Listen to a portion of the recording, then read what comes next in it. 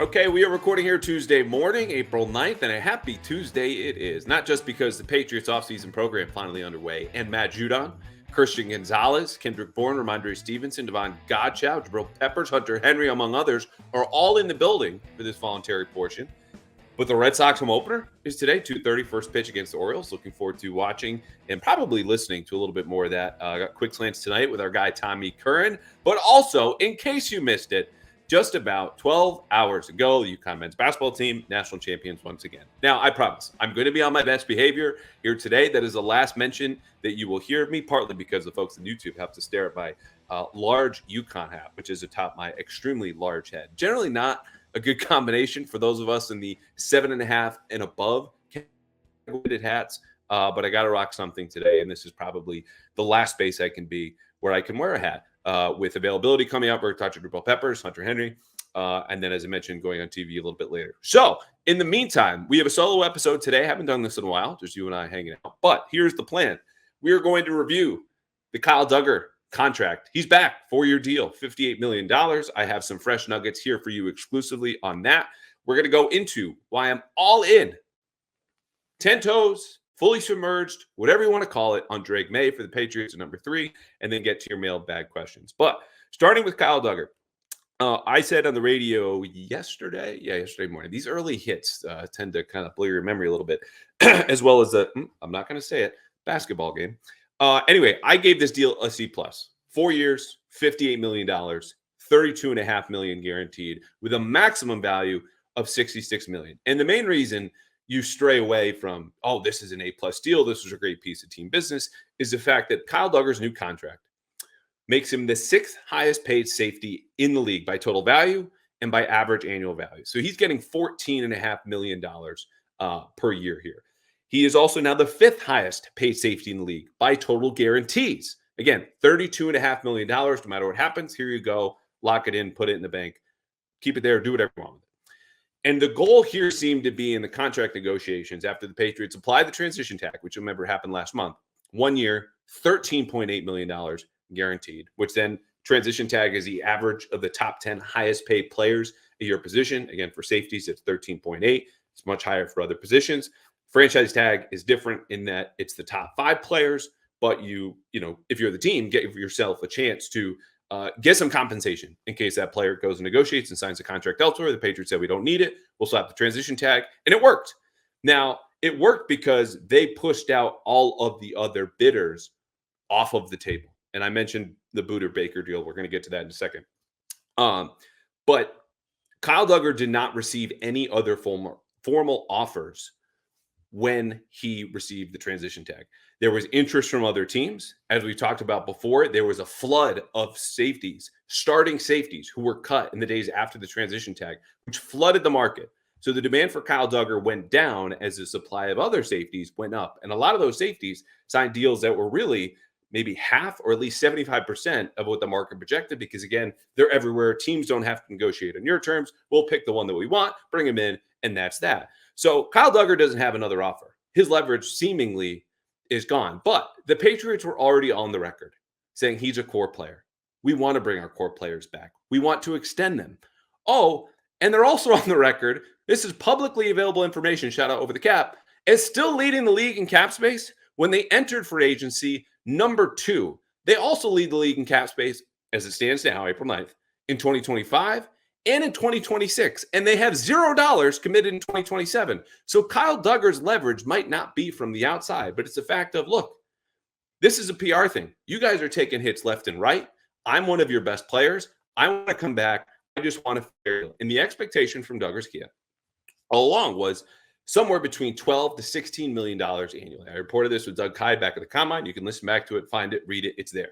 So when he lands at $14.5 million annually, granted, I was a little surprised because, again, things were not great. He was dissatisfied, as I wrote a couple weekends ago, Kyle Duggar was, still with the transition tag, something he never signed.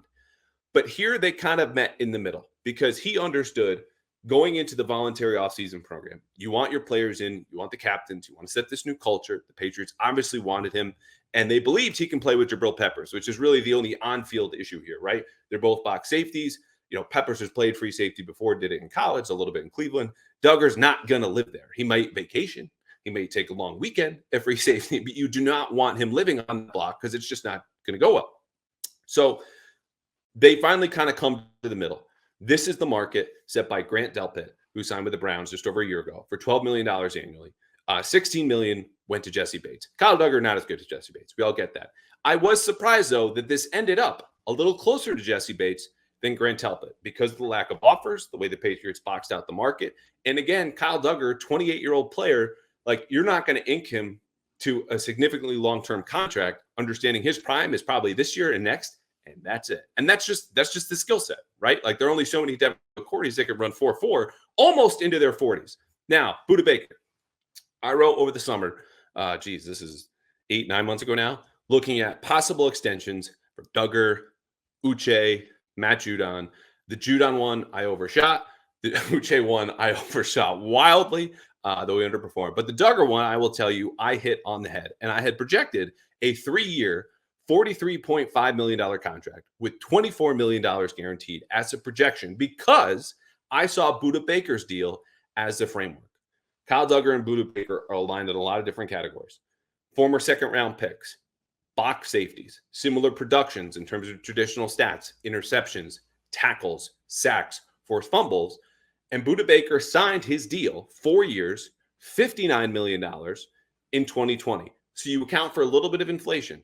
Kyle Duggar gets a higher average annual value. He gets a little bit more guarantees. And those are all on the head for my projection over the summer and where they ended up over the weekend, which is to say, I'm very happy Kyle Duggar got his money. I'm happy the Patriots lived up to their word. But if you're looking at this deal, even as someone who projected this over the summer, because back then, let's be honest, Kyle Duggar's stock was higher than it was now. He had a dip. He might have set career highs in tackles and in sacks and started every single game, but he was not strong in coverage. He did not have the same playmaking in terms of pass deflections and interceptions as he did in 2022. So his stock goes down. He's a year older. Oh, and the market is flooded with safeties. I didn't think he would get the contract that I projected and made sense all along based on things that teams build these contracts around. Again, your original draft status, traditional production, and where you are in the market relative to recent contracts and who's currently available. He was available to everyone and no one else made an offer, but they landed here. So that's why I say, all right, set a C plus, and I'll pivot now to a B minus because here's the last part. You have heard and probably said and maybe seen people complain about the Patriots not spending money. I think they should have spent money. I would have traded for L'Jarius Sneed for a 2025 third-round pick and a contract that was basically $20 million per year. Didn't happen. But what they did do in an area where I think you can afford to spend a little bit more is pay Kyle Duggar, overpay Kyle Duggar just to get him back. And if you're going to overspend, spend it on a known commodity, spend it on a good locker room player, spend it on a player who is in his prime. Again, this is a 4-year deal. You can always typically lop off like an extra year or two at the end of it because the money's not guaranteed. I don't have the full details, but the bottom line here is, in a vacuum, this was not a good deal for the Patriots. But zooming out, understanding where they are at the start of a new era, understanding how much money they had to spend, and understanding where we were in the summer, going like, this deal makes sense. Let's all make it happen. And Kyle expected to play better and expected to get more money. It didn't happen. They landed in the same place that made sense all along. So good for them. Again, it's not going to be an A because an A is for team-friendly deals, which we gave out plenty of those. And I said, as far as the Patriots free agency went, hit a lot of singles, did all your homework, came to the big final exam, you slept through it. So even if you get an A on the Josh Uche deal and Anthony Jennings and Kendrick Bourne and all these different contracts that they signed, Mike Onwenu, you can't get an A on the course, their overall free agency grade, if you just sleep through the final exam. Kyle Duggar, like the overall grade, B minus C plus is what I assessed for their free agency, fits right in line with there. You kind of missed your window, but you kept him here. You overpaid a little bit. He's a good player. You need more of those. That's where we leave this. Okay, so I know we talk a lot about the draft in this podcast. It's a football podcast. It's a Patriots podcast. What else are we going to do until April 25th? Well, let me tell you, soon enough, we are going to turn our attention to the Celtics and Bruins because they're getting in the playoff action. And so can you with Prize Picks, America's #1 fantasy sports app, where right now you can win up to 100 times your money with as few as 4 correct picks with basketball, hockey, and other sports on Prize Picks. And I'll tell you, look, I like Prize Picks for baseball too. The Red Sox just started up. They're playing the Mariners, the A's. I put a little money down and I got a lot more money back. So download the app today and use code CLNS for a first deposit match up to $100. I did the same. Again, download the app today. Use code CLNS at Prize Picks for a first deposit match up to $100, and you can do the same. Basketball, hockey, and baseball. We got a lot to do until the draft, and you can find it all at Prize Picks. Okay, on to what I believe to be a great prospect and potentially a great player, Drake Maye. I have an extensive article on the BostonHerald.com in the Boston Herald today saying everything I want to say about Drake Maye, but I deserve to give it to you here in the podcast and those listening. Thank you as always for watching, because there are parts of this that I think are better expressed in this kind of format, in this medium, than me just writing and trying to find the right words and not repeat the same words to describe a dude who you just watch and go, he could play quarterback for any team in any offense in any era. Drake Maye is a timeless prospect, okay? That does not mean he's guaranteed to hit. Again, you've heard me say this. There are no guarantees. If you want guarantees, don't watch the NFL draft. If all the world's a stage, all the draft's a casino. It's risk, it's reward, hits and misses. Quarterbacks at the top of the draft, we know more likely than not will bust out. But if I'm placing a bet on a particular player in this draft who's not going to be Caleb Williams because he's gone to Chicago, we obviously all know Washington will get their pick at number 2. I'm betting on Drake Maye. It's not to diminish Jane Daniels, who I think the Patriots should draft at number 3 if Maye goes second. Run to the podium, hand him the card. I'm on the record. I like Jane Daniels. Pick him if he's available. But I love Drake Maye. Let's get to the timeless part. 6'4", 223 pounds. All of the arm talent in the world. He's accurate. He's tough. He's decisive. He protects the ball. He's 1.8% turnover-worthy play percentage. Shout out Pro Football Focus.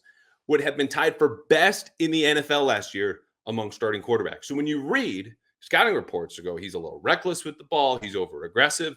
Look to see what the stats say. Because, yes, the 16 interceptions over his 2 years as a starter, another plus.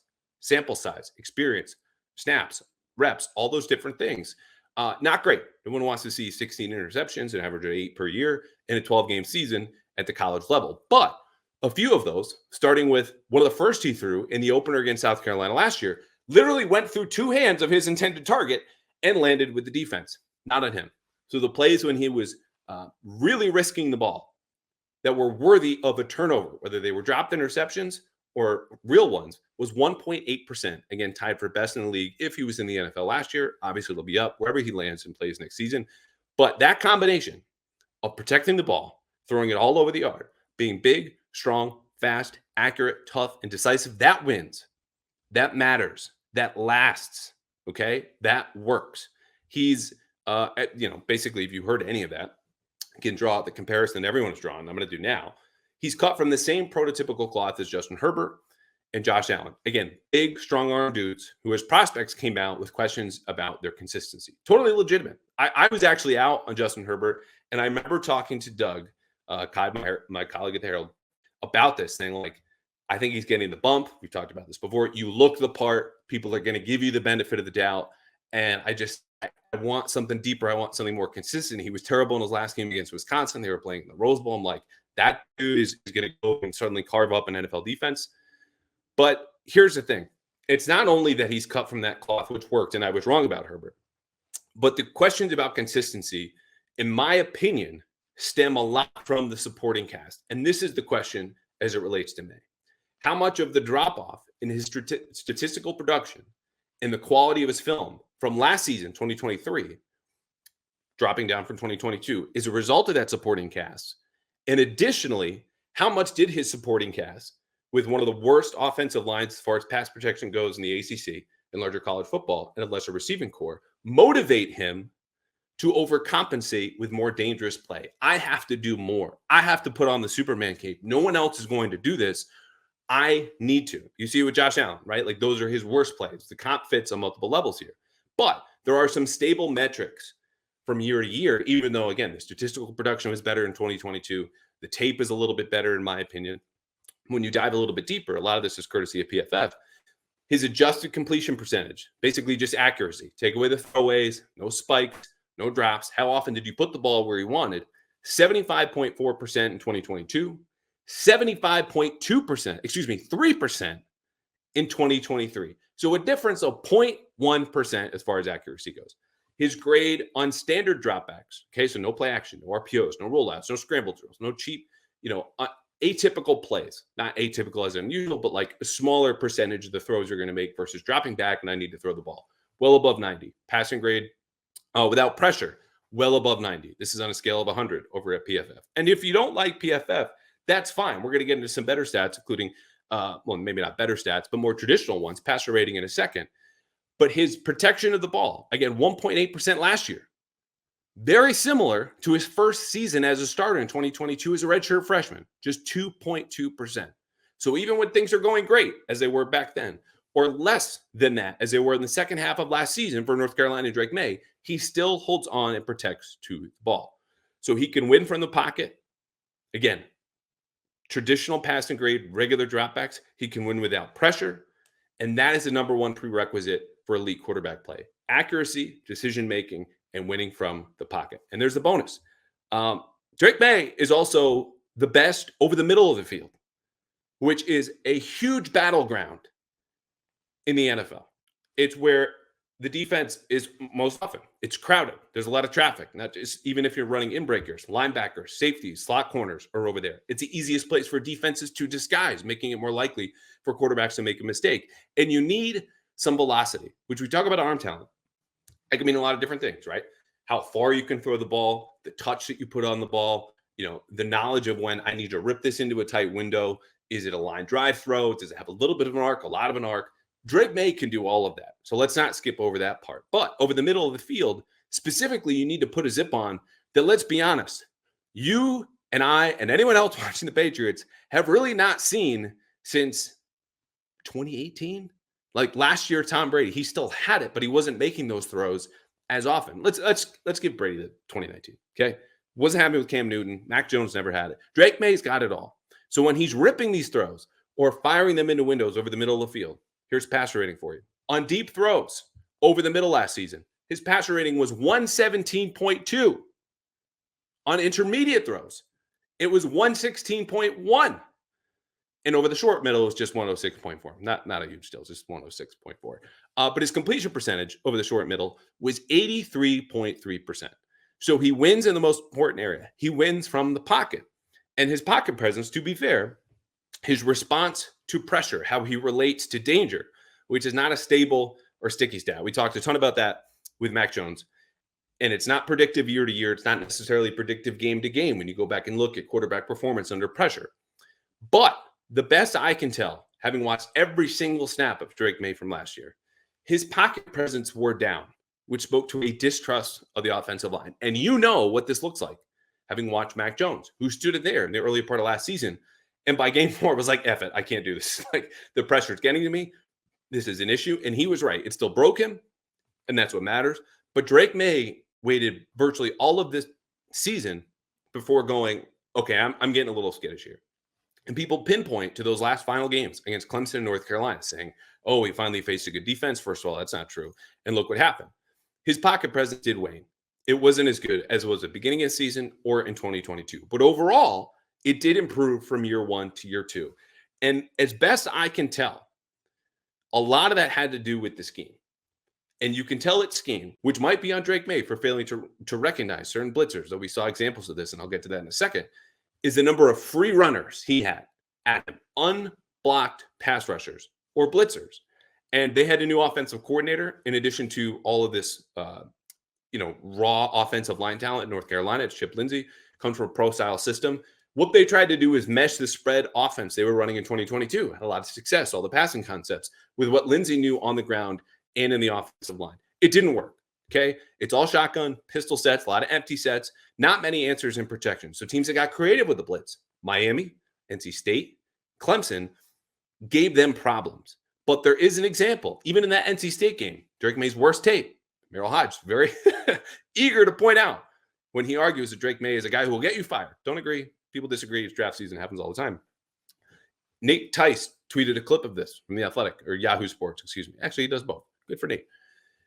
where he identified an incoming blitz, checks to a rollout pass, and throws a touchdown. He's also thrown a left-handed touchdown, by the way. Watch the Pitt game, which does not start well. Another team that got creative with the blitz, but North Carolina solved it and absolutely steamrolled them. So the point is, in those games, not only were teams creative, but NC State specifically said, we're going to send 5, which means we're going to get one-on-ones against all of your offensive linemen, and one of them is going to break. That is we're better than you, and we know it upfront game plan. And when you put a creative spin on it, there's not a whole lot quarterbacks can do. And you might be thinking, okay, Callahan, this is enough. Like, Drake Maye just screwed up. You sound like an apologist. That's fair. And we're going to get to the downsides. I don't think it's entirely fair because, again, there are examples when he had the tools to change the protections, change the plays, call out certain blitzers, not to mention he'll hang in and keep his eyes downfield, that he can do this. I think he just needs more answers in the system and more time in a system that doesn't have him basically standing alone in shotgun all of the time. 3 more things, then we'll get to the downside.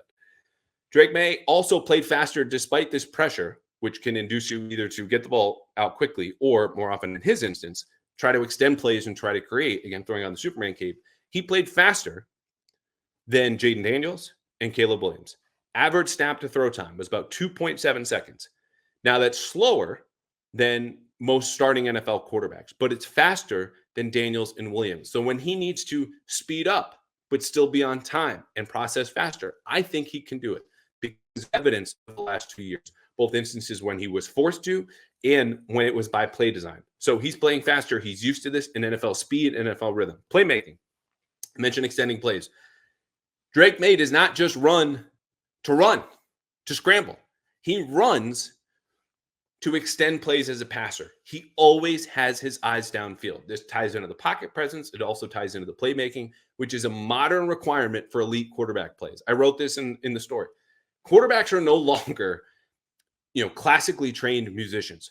Play the notes, do it exactly, be on time, and fit within this larger orchestra or operation. You need a little bit of jazz to you. You need a classically trained jazz performer where you can play the notes, but you also need to listen to your own improvisational genius, your inner muse, and know when to go off and scat a little bit. Okay. Now that's as far as I'm going to go with the music metaphor because I do not play any kind of instruments, but you get the point. There needs to be something where you can create, where people listen or see and watch and go, that's different. That's spectacular. That's special. Drake Maye can do this. Again, Jaden Daniels runs to run. He wants to scramble. That dude's got 4.4 speed. God bless you. Run to the end zone every single time if you can. But Drake Maye is scrambling to throw and run, and he's devastating on third down. So he's got the playmaking. He's strong. He's looking downfield, but will go get those yards when he needs to. Last thing. Well, that was really actually about it. So we're just going to summarize. He can win from the pocket. He can win outside of structure. He makes every single throw. There's evidence of a high football IQ, something backed up by executives from multiple teams that I talked to and said he was at least tied for, at worst, most impressive interview at the combine. Talking about coming out of the room, X's and O's, and his old tape. And so when you look at all the great quarterbacks, Mahomes, Josh Allen, Lamar Jackson, okay, Dak Prescott to a degree, Justin Herbert, Matthew Stafford can do this. You need to be a master inside the pocket and be able to play a little bit of jazz on the outside, to improvise. Drake Maye does all of this. And when you look at some of the downsides we're about to hit here, I think a lot of them stem from the supporting cast. Not all of them. His footwork super sloppy. But this is a guy with rare traits, a modern skill set, and a timeless profile. It wins. It's always won. And it will again if you take Drake Maye and can support him and teach him when to play the music on the sheet or when to let it loose and create on his own. It's a very fine balance. But those guys I just mentioned, Mahomes, Allen, etc., have mastered it. Okay, downsides. Drake Maye is super aggressive. There is a downfield throw. He will take it virtually every single time. Like, he is aggressive in the way that you're reaching for your pepper spray if he's hitting on you at the bar. But thankfully, aggressive in the NFL means more touchdowns than anything else. So you don't like that always. Again, Josh Allen is a very good comp on a lot of different levels because you'll miss the easy play. You'll take unnecessary hits. You can stay on schedule as opposed to getting on highlight reels. And that's important over the long term. It's a more sustainable way to play offense. And where you see this show up negatively for Drake Maye is an 18.8% pressure to sack rate. This is a sticky stat. This, unlike your reaction to pressure, is more predictive game to game and year to year. For example, Drake Maye, 18.2% as a redshirt freshman in 2022, 18.8% last year as a redshirt sophomore.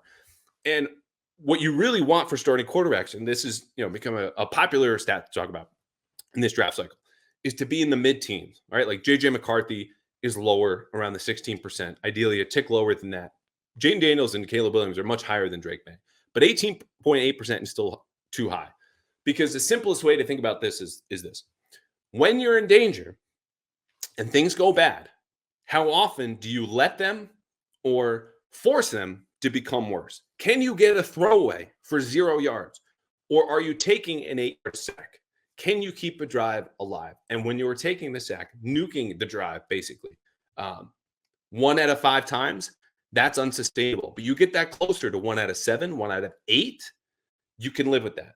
Okay. How do you respond to pressure? What do you do in those situations? Do you make it worse? Do you keep it as is? Or can you create? We've already established that Drake Maye, who has these preposterous throws, even in that NC State tape, right foot, 40 yards away, flicks his wrist and throws an absolute bomb to the front right corner. Like, he can do that. Did it against Clemson too. That actually might be the Clemson play I'm referring to, but they're all over the pit tape.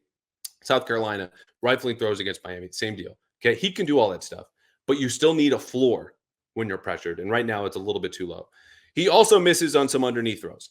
And the most common issues for him are he's behind on in-breaking routes and a little too far ahead on outbreakers. He does get sped up sometimes when this happens, which is a reaction to the pressure.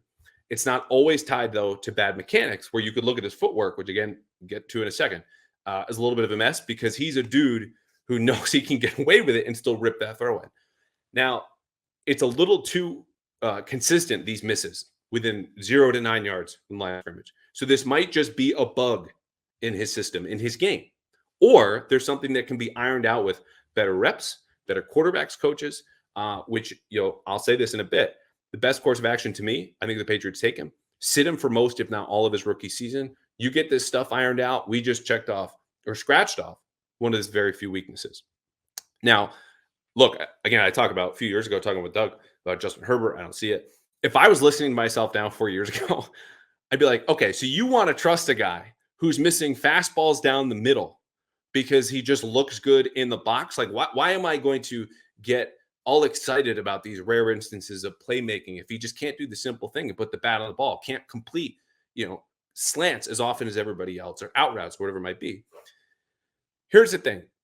If you miss on an extra couple of fastballs or a slant or an out route, but you can drill, absolutely crush sinkers, splitters, and sliders at the knees on the edge of the box for doubles and home runs, a much rarer, more valuable skill set, particularly against elite competition, you got to take that every time. The upside is worth the occasional slap on the forehead dope moment. Drake Maye has too many dope moments, don't get me wrong, but I think the upside here outweighs those significantly. Footwork, last thing, it's just all over the place. And this is sometimes overstriding, sometimes opening up a little bit too much. You want your foot, generally your front foot, pointed just to the left or just ahead of where your target is. Again, you're trying to lead them in stride. His front foot is everywhere. Again, this can be fixed.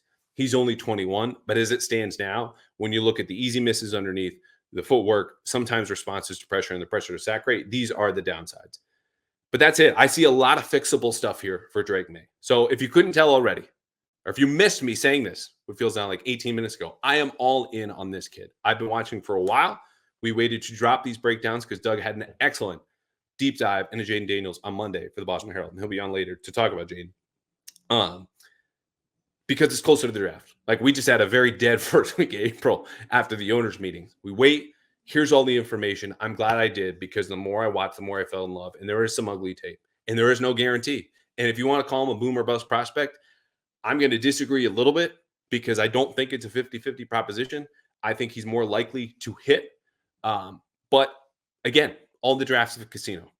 It's risk and reward. There are hits and misses. Drake Maye, though, is someone I want to bet on because of the return, because of what he's shown me, the 2-year sample as a starter, the things that are issues I think can be fixed. This is a guy you want to win games with. You can win games with. You can win championships with if he continues to develop the way that he has already.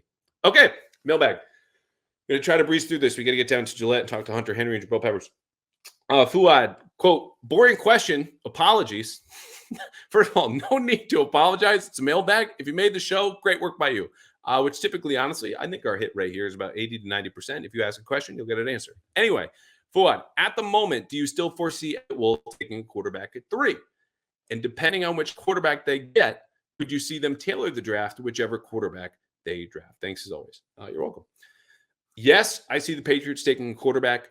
No, I don't think they're going to tailor their draft class to that quarterback. Now, I understand why you ask, and I think it's actually not a boring question. I think it's a detailed one, an important one. No one's really asking it, but if you're taking a quarterback at 3, he should project as someone who can play with any kind of offense or skill set of players. There's a set of skill positions around him. Obviously, want to accentuate his strengths, build the scheme around him, mitigate weaknesses. But at this point, he should be a special player. And the most obvious example, right, is Brady. Now, he's the ultimate outlier, 6th-round pick, 7-time Super Bowl winner. But you'll remember watching him. The death by 1,000 cut short passing game, the run-heavy play-action-based passing game, the deep passing game with Randy Moss, Dante Stallworth in 07 and then 09 and 10 pivots to the 2 tight ends. He could play with everything. And so for the Patriots, you get a player like that who's adaptable, who has a well-rounded skill set, maybe Drake Maye, and then find the best talent available to you. Then you adapt the scheme to the collective skill set of the quarterback and the receivers. I get where you're coming from again, but you don't get to be this picky. You could be when you were building around Brady. What does he want? What does he need? If we just give that, he can carry us. Right now, you need as much talent as possible and bet and understand and expect your new quarterback to be able to adapt. Just get the best receivers and talent around that you can. Look, they're going to do that. So we're going to talk about LA Wolf more in a second. Next question. My apologies if I mispronounce this. I get to apologize in this podcast. You do not. Mukalaki, again, sorry if I butchered that, is asking, quote, have the Patriots ever considered Big Mike Onwenu, a left tackle? If he's so versatile and left tackle is a position of high need, why not try him there? And that side, he's getting left tackle money. That, of course, was my editorial, way of speaking there. Look, I think it's something that they will try. Drake Maye had probably his worst answer at the owners' meetings when it came to, hey, who's going to play left tackle? He says, oh, well, we got Chucks, meaning Chukwumu Okorafor. And, well, I guess we'll see. He did mention Onwenu being exceptionally versatile. I think the left tackle money versus right tackle money is something that's overblown at this point. Everyone needs to pass protect. Like, you look at the money that guards got, even putting Mike Onwenu aside. We had a guard and a Dickerson get over $20 million from the Eagles. The Rams paid 2 guards $16 million per year or more. So everyone needs to pass protect. But the bottom line is, if Mike Onwenu is playing left tackle week 1, I think the Patriots are in a bad spot. And it's because he's never played there before in the NFL. And this is a guy who was a career right guard in college. He did play a little bit left guard in 2021, but then Ted Karras took his job and Big Mike sat on the big bench for pretty much the rest of the season. So what I would prefer if I'm the Patriots is just to keep the player who can play right guard or right tackle seamlessly on that side of the line. Let him develop, ideally, chemistry with City Sal and move forward for the next 3-4 years with both of them at those positions. Big, strong players. And my rookie or some other player probably not on the roster to fill in at left tackle. And that sounds like an answer just as bad as Drake Maye's. But I don't think Mike Onwenu, who can play left guard, he can play right guard, he can play right tackle, we should just assume complete left tackle. I think it's wise to maybe give it a shot, but they're going to draft a player there. And ideally that player fits. If Mike Onwenu's starting instead, that means that kid got hurt or he's not playing well at all. Matt Ryan, not the Matt Ryan, probably, is asking, quote, say we take a quarterback 3 and there are still a lack of weapons to move up from number 34 in the second round and target Brian Thomas. What would a package look like to move into the first round from 34 and acquire him? Also, I see Xavier Leggett a lot, but I don't trust his body of work. How would you sell me on him?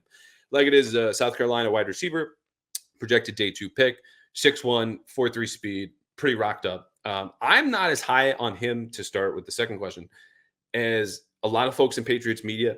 He would be a fine 3rd-round pick to me. He's a little tight, not overly impressed with his route running, something that can be worked on. He's great after the catch, but he's not good off of the line. And so some of that, to a degree, can be worked on. Maybe he's a more of a gadget player early on, and there's raw talent there. but this is the first season in which he saw more than 30 targets. And sometimes that says, speaks loudest. This isn't to say you can't have one-year wonders at receiver. Look, Brian Thomas, I think, is another one. But to me, I'd be fine third round, even if they move up from 68 in the third round. Just not a 34 for me. I want more explosive, smoother athletes, explosive in and out of breaks, guys that just can get open immediately at that pick. But as far as Brian Thomas, I talked about this in the last couple episodes, really dove into it with Danny Kelly and Danny Heifetz from The Ringer. It's just really hard to get into the late teens and early 20s where the Patriots are. Like an ideal trade up is somewhere in the mid 20s to maybe even 30, because you're looking at your own picks this year. You have one in every single round and an extra in the sixth. Then you have every single pick next year in every single round. And no one really else on the roster that you could trade as an asset. So what you're giving up is at least to go, let's say it's the late teens, not 16, but 17, 18, or 19 to get Brian Thomas, this LSU receiver, 17 touchdowns, just big plays everywhere.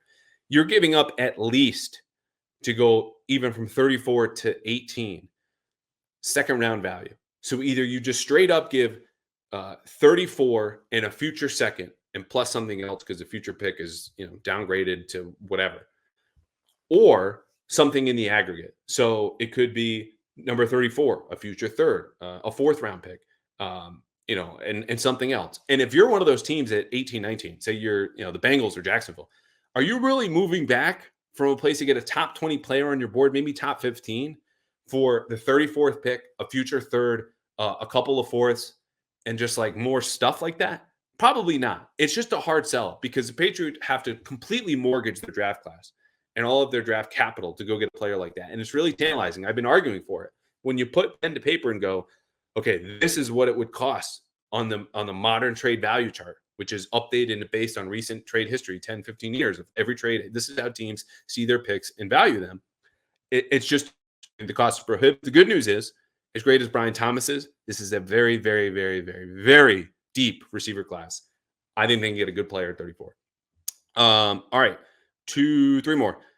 Mere musings. First of all, I said at the top of this, we're going to try to go quickly. I guess this is just quick for me on the podcast. It never happens. Okay, mere musings.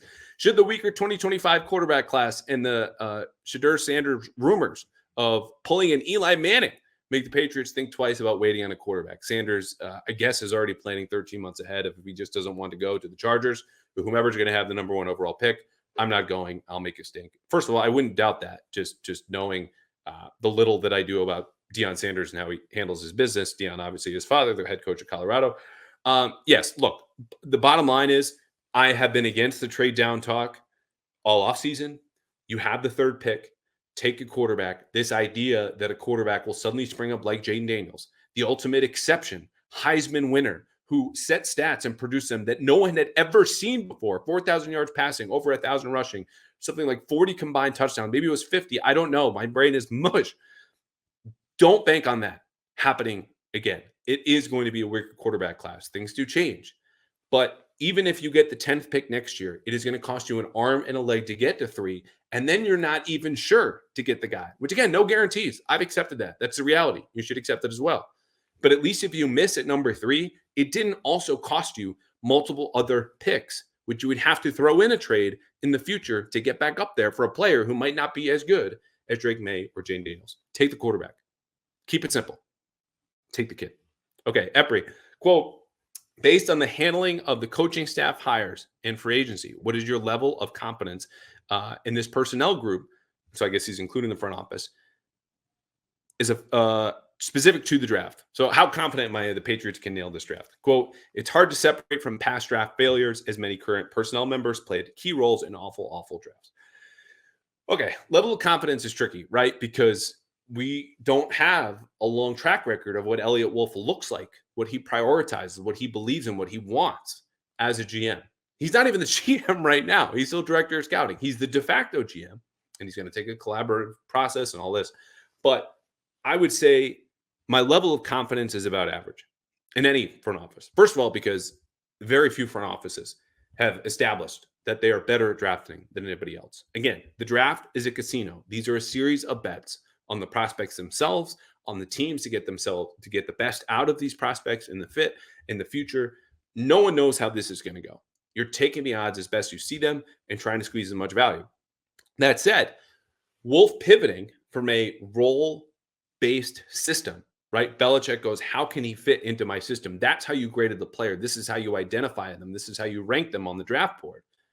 Flip to we're going to organize our board based on where we think these prospects should be drafted, a value-based approach, not role. He's going to be a nickelback and he'll also work on special teams, and that adds this much value. No, he's a second-round receiver. We put him right here.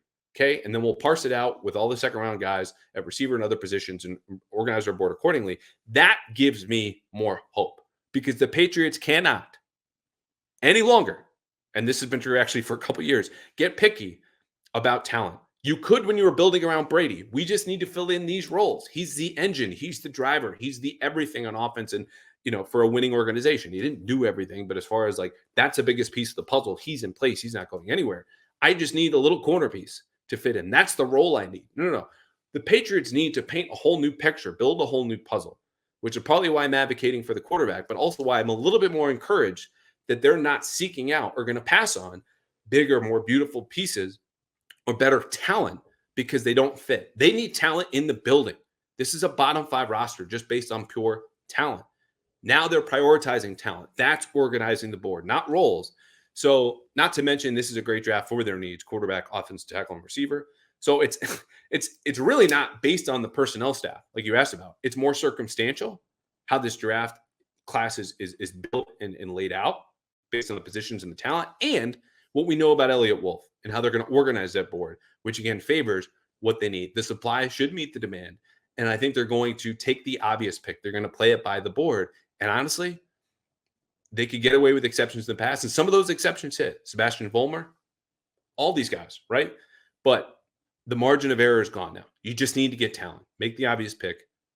It's more likely to work out. And that's what you need. Just guys in the building who can play. Last one. Ryan, quote, if Maye is available and they pick him, who decides when he plays? Will it be Mayo or Elliott Wolf? It will be Drake Maye. Drake Maye, as a head coach, is in charge of playing time. We have heard from Elliott Wolf. They intend to play young. Is also part of the Packer way, the Green Bay's focus on roster building, their philosophy. Alex Van Pelt will have a big say on how the quarterback plays, the system, play calling, all of that. Keep in mind, it could be Jayden Daniels. It could be J.J. McCarthy, who, again, I would be very disappointed if he's a selection. I'm not ruling him out to the Patriots, but it will come down to Mayo, and he'll have conversations, I'm sure, with Wolf. Once it's on the field, that's his domain. When we're in the offseason, that's up to Elliott Wolf. Okay. We did not go quickly with the mailbag, but I don't think you're disappointed. Thank you for everyone who wrote in. Thank you to everyone who watched and listened. We will have a guest later on this week. We will have another mail fan segment. Don't forget to reach out to Gary Langley, who dropped links, and I retweeted them to his lake houses in Bridgeton, Maine. Lovely moose pond. Went there as a kid. Tremendous offer. You get, I believe it was 12% off if you reach out to Gary and want to stay in one of his 2 houses in Bridgeton and Denmark, Maine. Mention the podcast, donate to Boston Children's Hospital. If you want to come on the show, we have someone booked already for this week. If you want to come on next week or the week after, please do. Ask me a mailbag question and show proof of donation. Just a screenshot or an email or a forwarded email. You've given at least $1 to Boston Children's Hospital. And speaking of which, we have about 9 days until Pats and Pints at Vitamin C Brewing. This is going to be a fantastic night. It's me, Fitzy, ex-players. Doug is going to be there. Jeff Howe is going to be there. Other Patriots writers. Come hang out with us. 7 to 10 at Vitamin C, SEA Brewery in Weymouth. All of the money is going to go to Boston Children's Hospital. Tickets are $20 to get you in the door. Drink, listen, laugh, ask questions. Just come hang out with us. It's 7 to 10 at Vitamin C Brewery in Weymouth, Massachusetts, Thursday, April 18th. Thursday, April 18th, 7 to 10 in Weymouth. Go to eventbrite.com or just Google Pats and Pints. Find Fitzy's Twitter. I'm about to tweet this out again here today. All the money to a great cause, football, beer, 1 week from the draft. It's going to be a great night. Okay, that's it for me. I need to drink water and to go ask some players some questions. So, see you later this week.